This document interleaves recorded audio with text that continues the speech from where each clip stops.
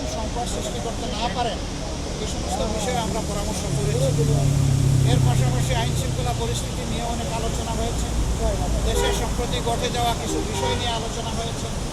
এই সকল আলোচনায় আমরা একমত হয়েছি যে দেশবাসীকে সাথে নিয়েই দেশকে সামনের দিকে এগিয়ে নেওয়ার চেষ্টা করতে হবে। আর দেশের স্বার্থ বিরোধী কর্মকাণ্ডে যারাই জড়িত থাকবে তাদেরকে অবশ্যই আইনের আওতায় আনতে হবে। মিনিমাম সংস্কার যেগুলো দরকার, যেমন আমাদের 41 দফা দাবি আছে সংস্কারের, কিন্তু এই সরকারের জন্য আমরা 41 দফা দেইনি। আপনাদের মাধ্যমে আমরা মাত্র 10 দফা দিয়েছি, জাতির সামনে উপস্থাপন করেছি এবং তাদেরকে আমরা হ্যান্ডওভার দিয়েছি। আমরা চাই যে এই সংস্কারগুলো দ্রুত করা দরকার। এই সংস্কারগুলো করে যত দ্রুত সম্ভব নির্বাচন দিয়ে দেবো। এবং আমাদের উদ্বেগ নিয়েই তো আমরা আলোচনা এখানে বসেছি। সেই উদ্বেগ ওই অর্থে নয় যে হায় হায় দেশগুলো কুল্লায় গেল, বিষয় তা না। বিষয় হচ্ছে আমাদের দেশের শান্তি শৃঙ্খলা কারা ধ্বংস করতে চায় তাদেরকে চিহ্নিত করতে হবে এবং ঐক্যবদ্ধভাবে এটার মোকাবিলা করতে হবে জাতি হিসেবে।